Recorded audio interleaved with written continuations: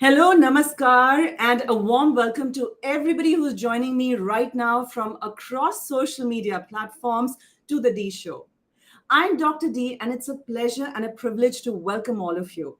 Thank you for showing so much love in season one, because last year I tried my best to bring conversations that matter, that we all can sit together across generational diversity and learn from it and be inspired with it. Well, my endeavor continues.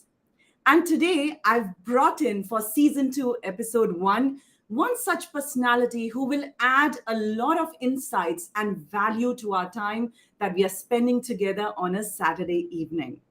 So, without any further ado, my dear friends, allow me to welcome the one and only Mr. Suhail Seth. Suhail, welcome to the D Show and thank you for joining us all the way from Goa. Thank you. So Suhail is, everybody knows, a marketing maven, an author, an artist, an actor. He is also a thought leader, an exemplary leader, and also he has many strong opinions about everything that happens in our current affairs. So my dear friends, let me give you a small disclaimer that all our thoughts are going to be personal. Feel free to contribute, feel free to actually share your comments, your feedback during the show. I will keep pulling up the questions while I'm interacting with Sohail. And thank you for submitting your questions well in advance, those who did. So I'm going to start with those while we get warmed up in the conversation. I see that already people are joining in. Thank you, Vishal, for tuning in sharp at 7. Sohail, I have a rapid fire round which is going to break the ice and get people warmed up, and they also will know more about you. I hope you're ready. Yeah. Awesome. So what would you prefer, beaches of Goa or Maldives? Beaches of Goa. Wow. Starbucks or South Indian filter coffee? Desi South style. Indian filter coffee. Which quality of people annoys you the most, like your biggest pet peeve? Stupid people. Define stupidity. You can see them in Parliament. Okay. Colors of the rainbow or 50 shades of gray? Rainbow. More important skill, empathy or sympathy? Empathy. And wine, vodka, or single malt? What's your poison? None of these. Tequila. Wow.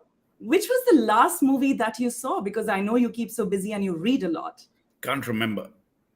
And what makes a reputation, compliments or controversies? Both. Excellent, excellent. Well, let's get started then. From a leadership perspective, my first question to you is what should be the right order of influence? Should it be impact? Should it be inspiration? Or should it be influence as a leader? I think it should be impact. Because if you can create an impact, you have an influence. It can't be the other way around. You could be very rich without creating any impact and therefore having no influence. Excellent. So we've been seeing, this year started on a very interesting note, very eventful note. As if pandemic was not enough, we saw the Ukraine crisis and Ukraine war. And today's agenda here, Sohail, is where you and I can draw parallels to the boardroom, because a lot to do is with leaders of nations, leaders of organizations, and nobody's really talking about what are the skills and the qualities that are important.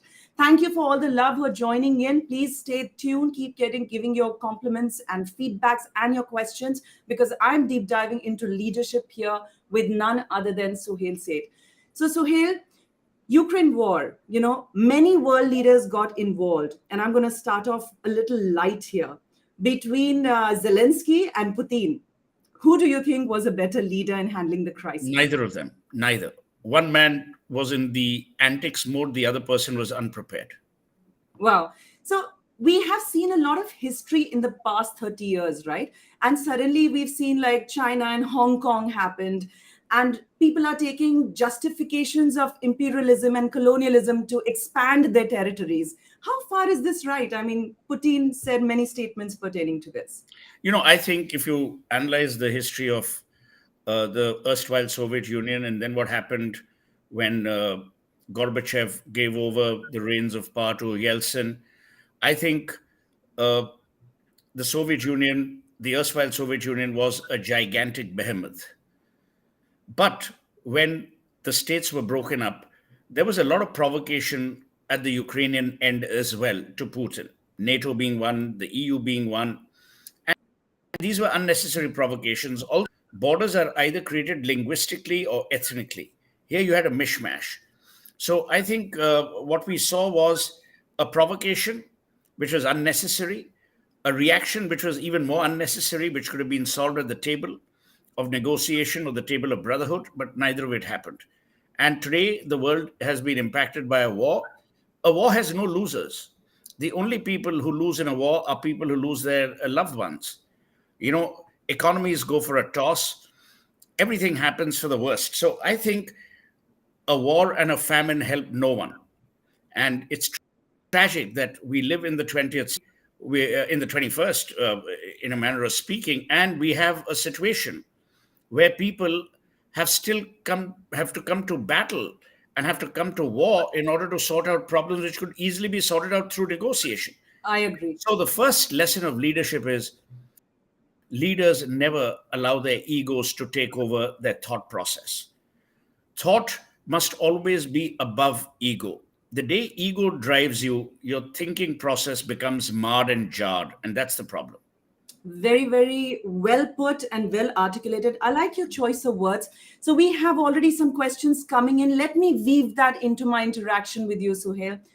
Amongst one of the questions, of course, here Vishwas wanted to ask you, Jet Airways or Vistara? Again, we are talking about with context. Jet Airways doesn't exist, so I don't talk about things that don't exist. Vistara.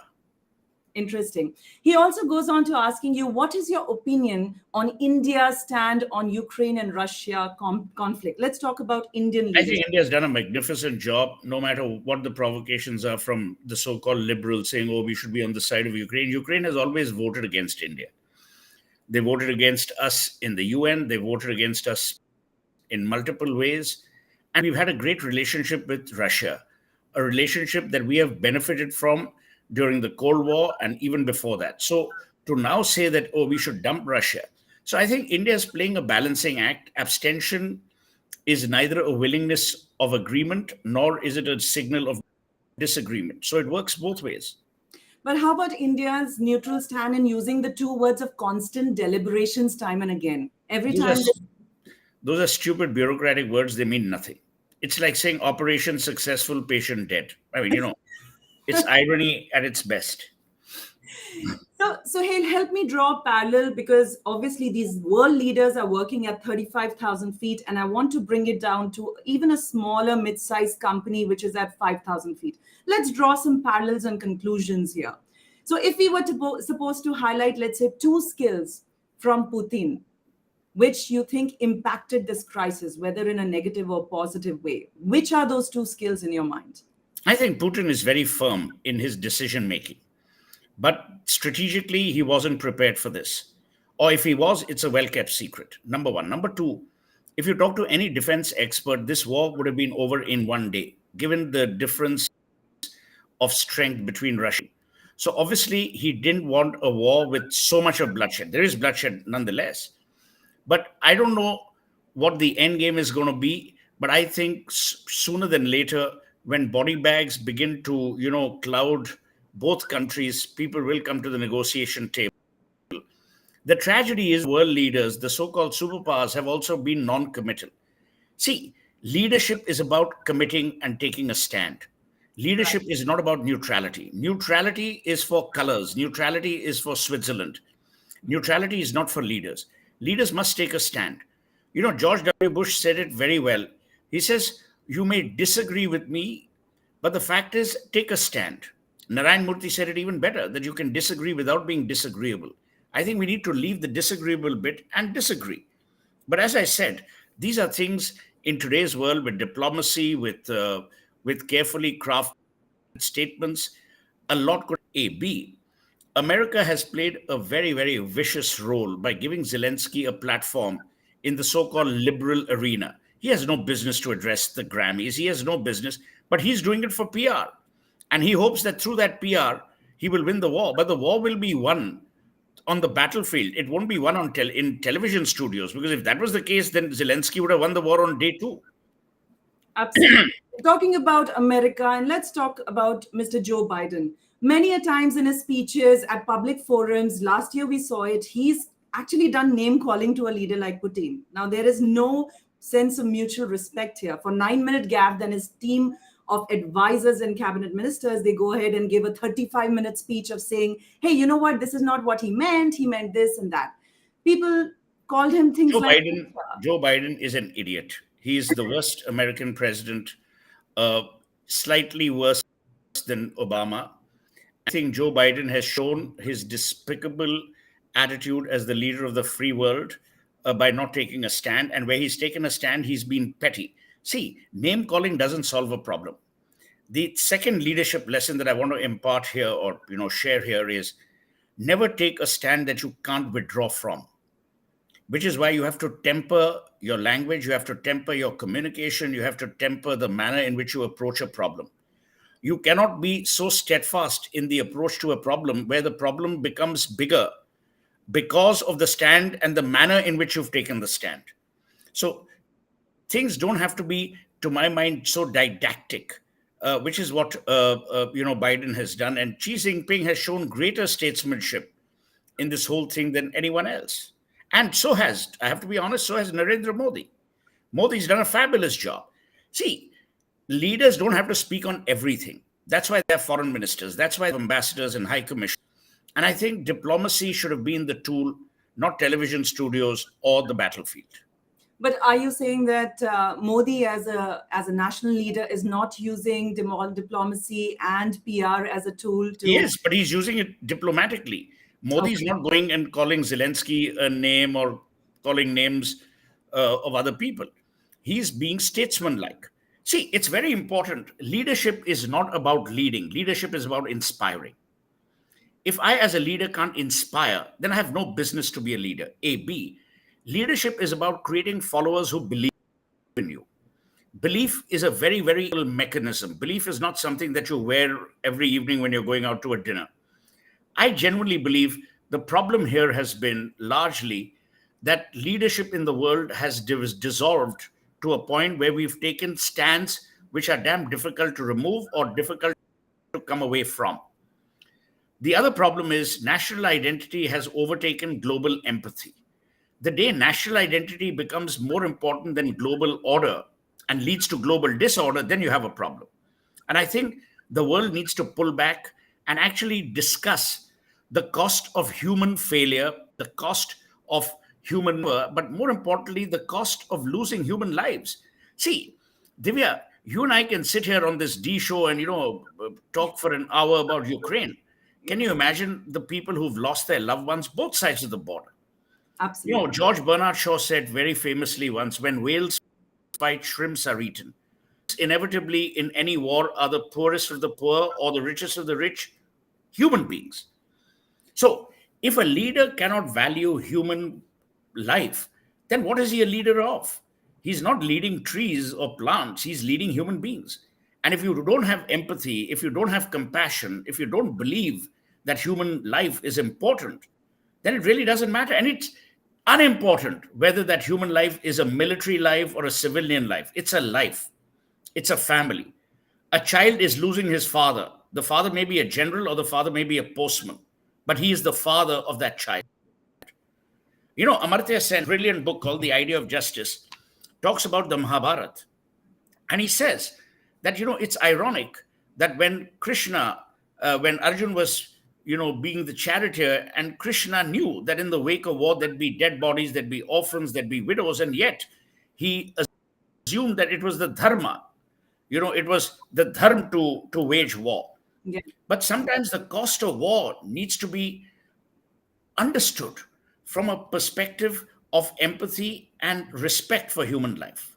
I agree, and I'm glad you spoke about that. But this quality doesn't really get exuded or exhibited by Putin.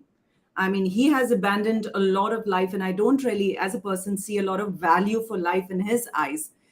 But what's your take on that? Yet he's power hungry. Yet he's using the colonial bandwagon. Every leader's power hungry. Don't think they're Mother Teresa in, statesman garb. Everyone's power hungry. I mean, if you became prime minister, you'd be power hungry.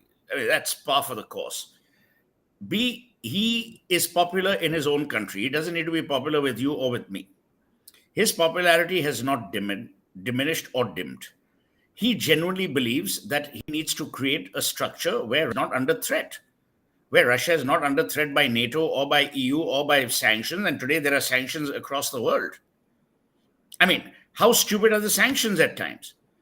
Yeah, yeah. Almost 30% of the UK economy is supported by erstwhile Russian oligarchs who've now come into the country. Put sanctions. You want Russia to be off SWIFT. You want credit card companies to stop operating there. You're also harming normal people. Yes. Putin doesn't need a credit card, but normal people do. So, this is the old Hindi saying, "Hamam mein sab nange hain." This is a path in which all are guilty and all may be not guilty, but it depends on which side you look at. Wow. So if I know you walk a lot of power corridors and you rub shoulders with world leaders, who in your opinion, I'm curious to know, Suhail, inspires you as a world leader? अगर सभी नंगे हैं हमाम में, तो उनमें से No सबसे one. inspiration, No one. In right? today's dispensation, no one. No one. Wow. Because you use the word inspire. Correct. Inspire is a very strong word. Correct. Because inspire, the bottom line in inspire is I want to be like you, or I want to do things that you make me want to do because of who you are. You're walking the talk. No one, to me at least, in this world today. Since you spoke about sanctions, I have so many questions brimming, but I know I'm missing out on the questions from our viewers. So let me just capture a few of those. Bhardwaj Naik is asking you, isn't belief is what has been often used to defy logic and justify blind following? So I said belief and not blind. Absolutely. And Bharat Halari is asking us, leadership is a lot about credibility. Your view? Yeah, absolutely. I mean, it's a non sequitur. So we have another question where Bhardwaj Naik wants to know your preference of a personality, Bezos or Musk. Neither. Is there any tech tycoon that you'll follow or you would like to? No. No? I used to admire and still admire Steve Jobs. Okay. Because to my mind, he changed the way the world communicated, the way the world worked, and he was ahead of his time. And I loved what he did. Beautiful. Now, Tanisha is asking, could this conflict lead to NATO expansion? I don't think so, because NATO per se is a disparate, digressive, disjointed organization. And Trump showed it to you when he was in power. I mean, Trump called them out for all of these things. So I don't think NATO is a threat or NATO is even united in itself. I mean, so I'm not too worried about, whether NATO will try and, do something remarkable. Right, but we can see some cracks coming through into the NATO alliance as well. But, Divya, it's bound to happen, yeah. It's bound to happen. When you have organizations which are built on eggshells, one is going to give way. And that's what you're seeing. You're seeing issues where people are now beginning to reevaluate alliances. I mean, have you heard of the non-aligned movement recently? No. There is a movement started with Nehru as part of the Troika or the Quadro group, but you haven't heard of it. So movements become irrelevant when movements fail to either inspire or fail to impact. The two critical words are inspire and impact. If you can do neither, you don't exist. You're irrelevant.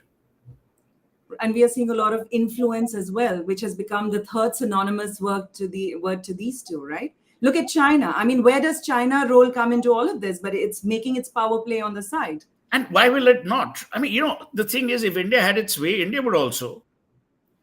So these are not things that we should look down upon, because that is the nature of the beast. The nature of the beast is expansion. Right. I mean, if you go back 5,000 years ago, you didn't have as many countries. Today, you have 172, 179 members of the United Nations, which in itself is an disjointed organization, completely useless. I mean, you saw that idiot Tedros who runs World Health Organization and what damage he has caused, but he continues to exist. Excellent perspective. So Shalini is asking us, what does the future look like for Ukraine and the region after an invasion? Bleak. Really? Yeah, it does. I mean, as I told you, have you been to Ukraine? Several times. And which part of it do you like I've been more? all over. I loved Kiev, but I've been all over. I've been 11 times to Russia. Wow. The thing is, a lot of these, to my mind, are issues uh, that needed forbearance. They needed intellect. They needed statesmanship, and all of it is lacking in today's, environment, global environment. Excellent. All those who are watching and are joining, if I missed any question from you, please do copy paste it back, and I will make sure that I always involve it. So I see that so many of questions have again come up. Let me just try and bring them up right away. Okay. Hiren, any leaders from history who inspire you?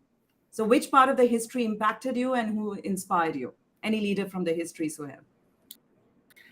I think, from a history point of view, I genuinely believe that what Churchill did for his country, he was very bad towards India, but what he did for his country was remarkable. I think what Angela Merkel did recently for Germany was equally remarkable. We've had great leaders, but it's very difficult to say, oh, this was the best leader. This is not a sweepstake. And you're not buying ice cream saying, oh, this is the best flavor, that is the best flavor. Leadership is always contextual. Leadership is contextual to who you lead, when you lead, and what you lead. Wow. So what do you think would end the conflict? Chetan wants to know. As I said earlier, what would end the conflict is some level of reasonableness, some level of parking your egos and bringing negotiation to the forefront. What would also end the conflict is if people stop taking stands from which they cannot accuse themselves. And that, to my mind, is very important.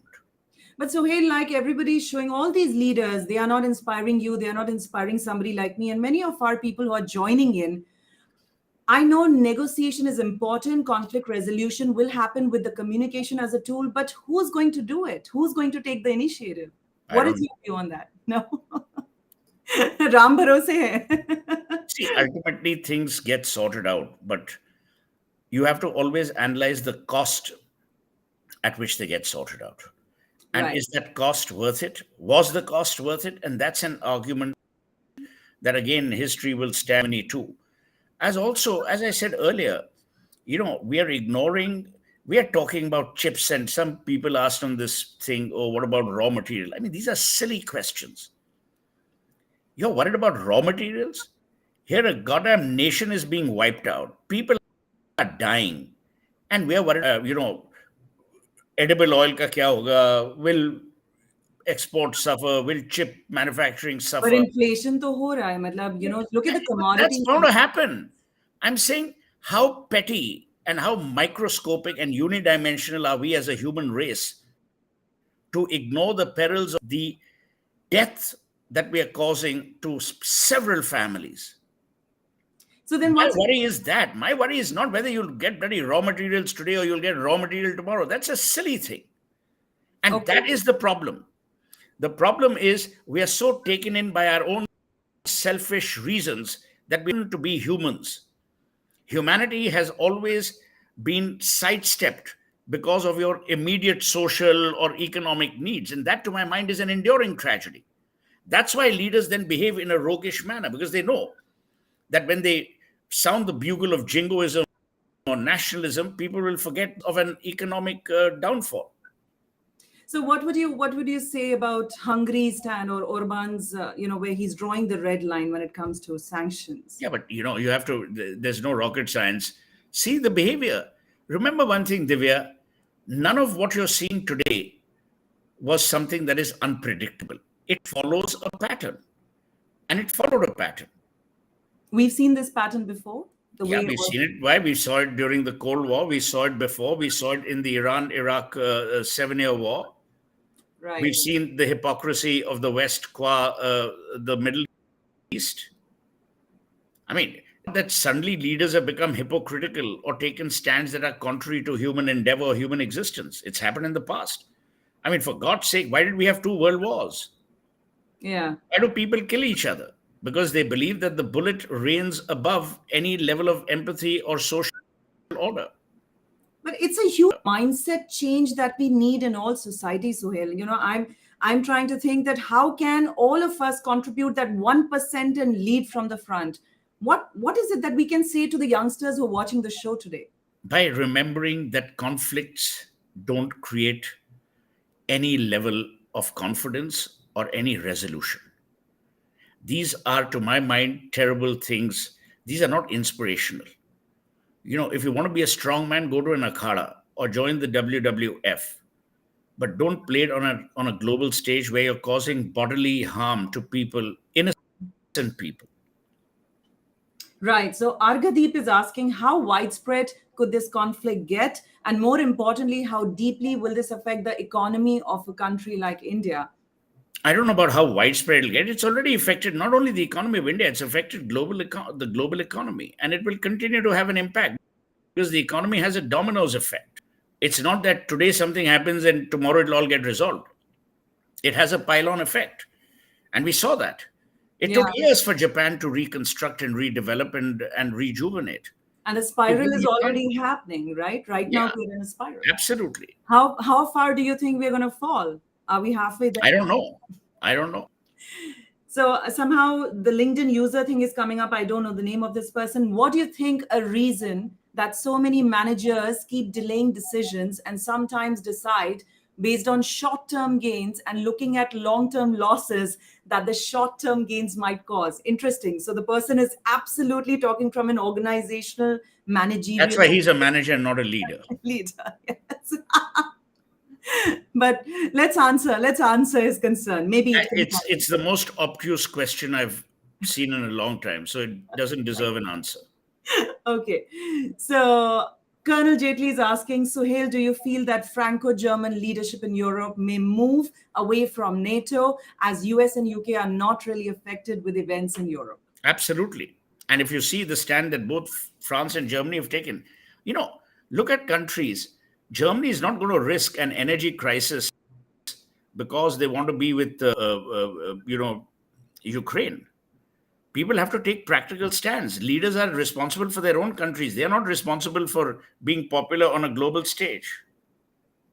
Interesting. Uday is asking, according to you, who US president from the past would be better to handle this war situation? That's a very good question, Uday. I think one president, especially as far as negotiation is concerned, who would have brought a lot of calm to the world. There are only two in immediate or recent history: Ronald Reagan, and then to my mind Jimmy Carter. Wow, what a choice. Reagan and Carter. Okay. Yeah, I need to ask Sohail Seth, SS, your short form. I like that, Vineet. Let us know Modi as CM of Gujarat and Yogi as CM of UP. Which style of leadership is better and why? So he's comparing our two Indian leaders. Who do you like and why? no, I'm not going to answer who I like. I mean, it's Okay, which style of leadership? I don't know. Each person has a different style. It's like saying, do you like the style of a Bezos or a Musk? They have different styles. So, in your opinion, I mean, who would you agree with mostly? Not 100%, of course. I can vouch for that. Well, if you talk to their people who've been re-elected several times, I mean Yogi at least the second time, and the only UP chief minister to be re-elected. Obviously, their people love them. And see, Right. that's the the irony of democracy. You and I can, pontificate and say, oh, but I think Modi style is good. But they're two different states, two different needs. Remember, development in Gujarat, even when Modi took over in 2002, was already at a high. It's not that it's suddenly developed. And Gujarati entrepreneurship is visible to all of us across India. Right. UP was a laggard state. UP had several law and order problems, which people say that Yogi has sorted out. Wow. So, in this complete crisis, I also want to know the role of any other leader that sort of got you shaken up. No, No, what does anything shock you no, anymore? no. No? Okay. So Swati Deshpande is asking what will happen to the fate of thousands of Indian students, those who were studying in these two countries. So when I talked about the human sacrifice, I meant the entire loop. And Right. you've seen what happened with Indian students. Yeah. And then you Very sad. had stupid people say on Twitter and elsewhere, oh, it serves them right. Why did they go there? Blah, blah, blah. They went there because our education system is pitiable. Why would someone want to go and study in an alien country in an alien language if they didn't? Yeah, yeah. So now for them, it's Ram Bharose, or you think people, Indian institutions can step up and help them? I have no idea. What would you like? I mean, and what would you advise? Divya, I never give advice on issues that I don't know enough on. Okay. This is for the students and their parents, and I empathize with both. That it's a sad thing to have happened, mid-career, mid-education, but it is what it is. See, this is what I'm saying. There's a human cost which we haven't evaluated. True, true. Absolutely. I think for all the institutions or owners who are connected with us right now, I can just share my perspective. You can build a system where you can take their tests or an entry exam, but make sure that you get them the credits and get them to complete their education. It's a request, of course. Vishwas, your view on situation of Indian economy due to war. I think, Vishwas, we've covered a lot of it. I'm going to move on to the next question. How does this crisis play into Putin's internal politics, Suhail? Simran is asking. As I said, his popularity is high. There's no issue. Now, we don't know if those polls are rigged. They must be. And frankly, people said, oh, in 5 days, 7 days, there'll be a revolt. People will go after him, blah, blah, blah. He's still there. Yeah, yeah. You and I will never know the internal dynamics. The global media is so out of touch because they're also on the periphery that people haven't done a deep dive into understanding human sentiment, human emotion, and human expectations. And at And the end these, of the day, yeah, and these are three qualities that a leader must be able to absorb. so just before this crisis happened, Putin's approval ratings were really down. And that's what the report said. I don't know how much. Yeah, but then a war always helps leaders. Why do you think they have this thing that he was a wartime prime minister, he was a wartime president, he was a wartime? Exactly, exactly. He has that tag to his credit. Palminder is asking, what is your view about Ratan Tata? Well, Palminder, clearly you've seen a lot of You know, YouTube shows here with Sohail and Ratan Tata. yeah, Please share a line or two. I think he's one of the finest human beings and a great leader and a man of enormous empathy, enormous character. I've known Ratan since 1990. My wife often says to him and me that I'm the son he never had. Wow. That's the relationship. And it's a relationship based on trust, it's a relationship based on genuine affection and mutual respect. And he's a good. See, remember one thing, Divya. You can have all the money, you can have everything. Goodness ultimately reigns. Goodness is what, will survive. I agree. Uday is saying, Suhail, what neutral way Russia or Ukraine could have taken to stop this? So Uday, we've already sort of covered this part. You can replace managers with leaders in my question, if that is still I've forgotten the question. okay. I'll come back to it. So I will get you an answer from Suhail and maybe I can mail you that answer.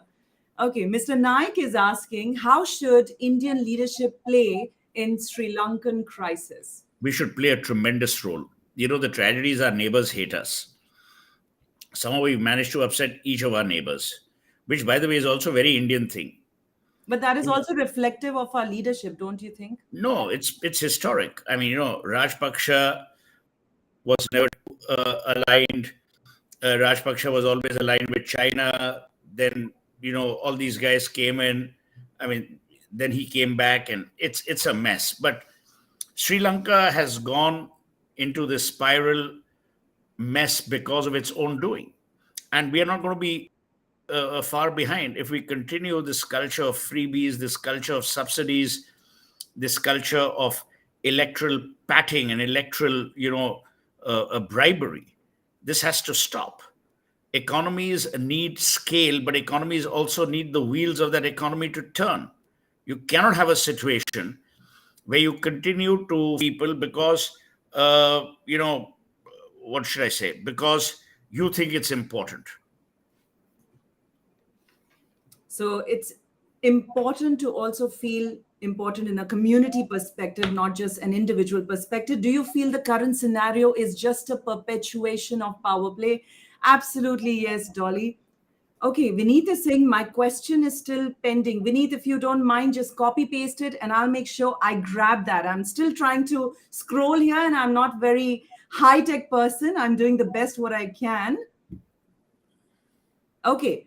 Tariq is asking, why has the United States been so actively engaged in Russia-Ukraine crisis? Why? Why did they have to be engaged? So they've like marshaled the whole crisis. America has always suffered from this misconception that they are the leaders of the free world. They're not. I don't think just because you are an X trillion dollar economy or you have the wealth that they have, you can actually rule the world, because you have to rule the world. And that's another leadership lesson. Wealth is not the determinant of leadership.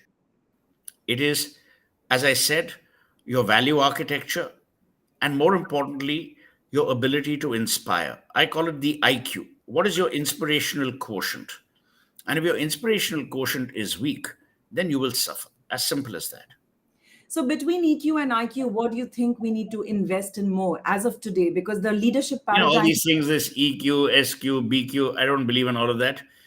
I mean, you've just got to be nice people. Nice. You've got to understand, and you've got to be empathetic, and I think you've got to recognize that human frailty and human life is very important. Human behavior should be respected, and that's what I believe in. Beautiful thoughts. Thank you, Sohail. Okay, so LinkedIn user is saying, my name is Ajit Kanitkar. Ajit, my apologies, but I can't see your name. For some reason, your name wasn't reflecting. If you want to rephrase and put the question once again, we'll attempt to answer it as specifically as possible. Ranjana is asking us, are the people of Russia happy with Putin's power politics? I guess she's meaning to say that you've been to Moscow and you've been to Yeah, but I Ukraine. went 2 years ago. It's not that I'm But taking do you daily have flights to Moscow. friends who've given us a local vibe, an Yeah, authentic? they're very happy with him. Oh, okay, that's interesting. Yogini is asking us, it's so nice to hear a leader like you who is so sure about everything you are speaking. Or she's not asking, she's actually validating. Thank you, Yogini. Shweta is asking, hypothetically, if you are given the option to become a political consultant, who will you choose to assist between Rahul Gandhi and Arvind Kejriwal? Neither. Both are stupid. There you have it, Shweta, as frank as Sohail can be. So Tariq is saying, why has the United States been so actively engaged? I think I covered that Yeah, we question. already answered that. Yeah, yeah. I think they are copy pasting it I again. answered this too. Absolutely. Okay, we have some validation there. And what is your opinion on stand of India? Vijay is asking from LinkedIn. Okay, so we have sort of covered. Yeah, we've covered this also, We but tell him to covered spell or opinion correctly. yes. I won't have a good opinion of him if he spells opinion that way. It almost seems like opening an onion. Okay, let me get back to some questions that I have for you, Sohail. Now, people talk about democracy and democratic thoughts all about. They're doing that not just at national level, also at organizational level. Suddenly, the organizations in the new normal and the post pandemic phase are bringing in all these terminologies. But what is real democracy? Because what I'm seeing is everybody is just making it a surviving democracy, not a thriving democracy. What, in your opinion, is democracy? I mean, we know what it is. It's fought off by the people. But it was famously said of democracy that it's the worst form of government, but the only one we have. And I think a lot of people use democracy to bulldoze their way. A lot of people say, because I've been re-elected, I did the right thing. But in India, especially, we don't ever get a political party to win. It's the party that loses. It's not, you don't go out proactively to vote in favor. And my feeling is that when you analyze the whole, environment and the world per se, you will see a lot of change in the way people consume democracy and the way people, you know, the way people react to democracy is also changing. People have Exactly. realized that they've got to, struggle, they've got to survive, they've got to provide for themselves. So I think that's a bit of a change. Vishwas is asking, do you see India prepared well enough to manage China and Pakistan if Ukraine situation repeats in India? Obviously, there's a little fear and scare amongst our people. How much loss are we going to suffer because we see China making a play? I don't think that's going to happen in a long time. Thank God for that. That's some reaffirmation. So No, but I'm just saying, I don't think it's going to happen. If it were to happen, it would have happened when we were weak. We are economically strong. We are far more united than we've ever been. And we've made valid investments in our defense services. yes, That's it. talking about defense services, I wanted your view on this whole contractual service to the army thing. I'm a soldier's daughter, and I want to understand from you that what does this mean for Indian people? Are we heading the right direction? In the sense, So this whole understanding that okay, we should bring in people for 3 years contractual service to the country. so what has happened is, I mean, you can call it conscription, or you Right? can call it, Yes, yes. what Israel and Singapore do, which is statutory military service. I think it's a great idea. And we should do that. We should know the sacrifice our forces make every day. The sacrifices they make for the country, the sacrifices they make for their families, the sacrifices they make for, at times, an ungrateful nation. We remember our soldiers only during times of crisis. This whole OROP finally got done, but it shouldn't have taken so long. Even today, we don't pay and look after our services the way we should. And that, to my mind, is a terrible thing. And, we pay lip service. So I'm a genuine believer that we haven't done enough for our defense forces as much as we should have. We haven't done enough for them in terms of rehabilitation. Even when warlike situations, I don't think we've invested enough in the whole medical healthcare ecosystem, whether it is investing in post-trauma care, whether it is in rehabilitation, whether it is in second cycles of employment. I mean, it's terrible that retired colonels can become, real estate security heads. I mean, it's bizarre. We fail to understand the process, the passion, and the integrity of our defense forces, which could be brought to bear in the corporate world, and the amount of organized structuring they could have done and they can do, which we don't get them to do because we've kind of, put them we've been stereotypical about their role. I'm glad you mentioned that, but will a 3 year, they're calling it the tour of duty, but will a 3 year contractual training service to the nation actually make any impact? Yeah, it will. Even 1 year will. I'll tell you why. You will then realize the pain points and you will also have greater empathy and respect. Today, in the absence of any knowledge, everything flies. But here you will go through what they go through. And those 3 years will reform you, will help you become better. We have, in fact, a lot of veterans right now participating in our show. So Colonel Halari is asking us, do you people think that people focus more on their rights than on their duties? What's your take on that? Absolutely. I think that's a brilliant question. I completely believe that we are rights focused rather than duties focused. We are more about divinity than duty. And that's the sad part. Divinity over duty. That's interesting.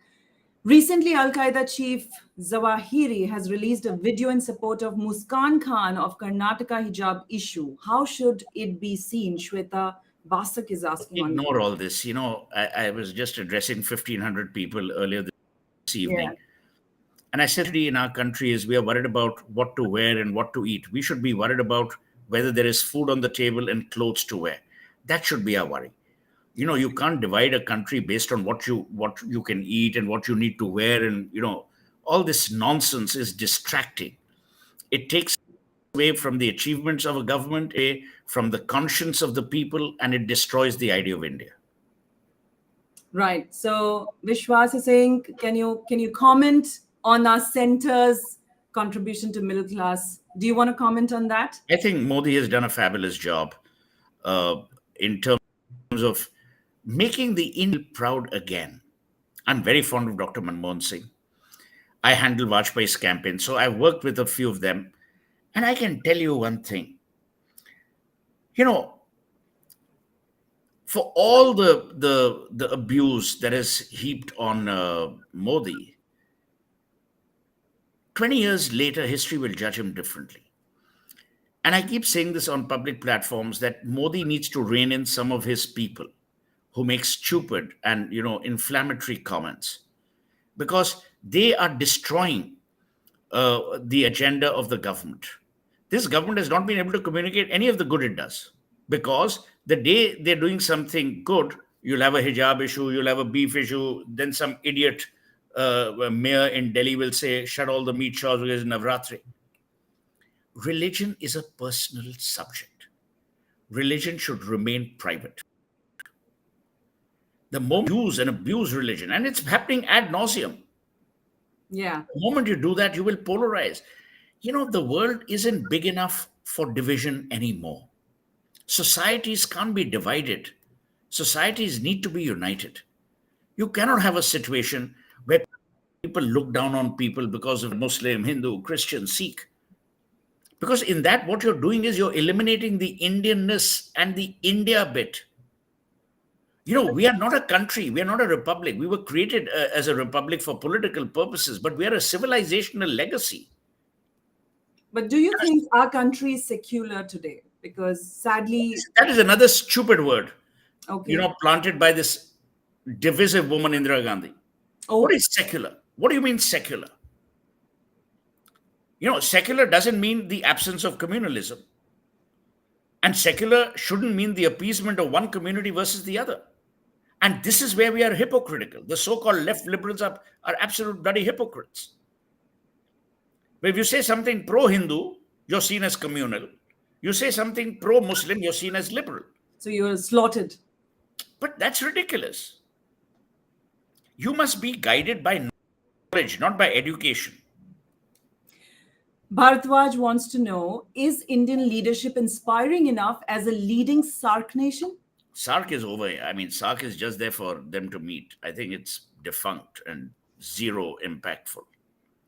Dolly is dying to ask you, are you a pessimist or an optimist in terms of our degradation? I haven't understood. What do you mean in terms of a degradation? I think maybe with relation to the society, maybe. Dolly, can you please enhance that? I'm not a pessimist or an optimist. I say it straight. I'm just a realist. And I know someone asked me, oh, why are you unkind in your answers? That's where I am. I mean, I'm going to be 59. I'm going to change because of some person who feels slighted. I couldn't be bothered. Sohail, tell me, if you were to give an advice to a 20-year-old Sohail and a 30-year-old Sohail, what would that be? It'd be the same. Read, read, read until you die. Really? That's it? In both the decades of your life? Yeah. Excellent. And your message to all our viewers who I participate? have zero messages. I'm not some bloody prophet or God man and, oh, this is my message of hope. See, these are all the bullshit things that we've now created in our country. Do you have a message from Sadhguru's office, mystic expressions every morning? What the hell does it mean here? I saw your interview with Sadhguru. Tell me something, you're religious or you're spiritual? Neither. Neither. Okay. I'm spiritual after 8 p.m. Okay. I like that. I need to share that moment with you some point in time in Pune. Okay, so Hiren is saying a lot of thanks. And I think with this, I'm going to conclude. I know you've invested a lot of time here with me, and I really appreciate that. Thank you so much for choosing to invest your precious time on a Saturday evening with me on the... No, thank you for having me. It was a pleasure. Thank you. I will see. And thank you to all of those who are on the show. Thank you so much. Thank you so much, Sohail. Have a good evening. Okay. Cheers. You too. Bye. Thank you, everyone, for being with us here. It means a lot that you all took out time and you have been a part of this momentous occasion, I would say, on a Saturday evening. This was season 2, episode 1 with Sohail Seth. Very candid and unfiltered thought, and that's what is very inspirational. And if you've noticed, as a leader, he never pretends to know it all. And I think that is a very humble leader. We have many key takeaways. Write to me, tweet to me, be on LinkedIn. Give me your feedback of what more you would like to see. What are the more topics that you would like to see on the D show? And I will be happy to keep on my efforts, to keep with my efforts of bringing absolutely out of the box content for you. Thank you and have a good weekend. Stay safe, keep smiling, and let's pray for all the humanity affected by the Ukraine crisis. Jai Hind.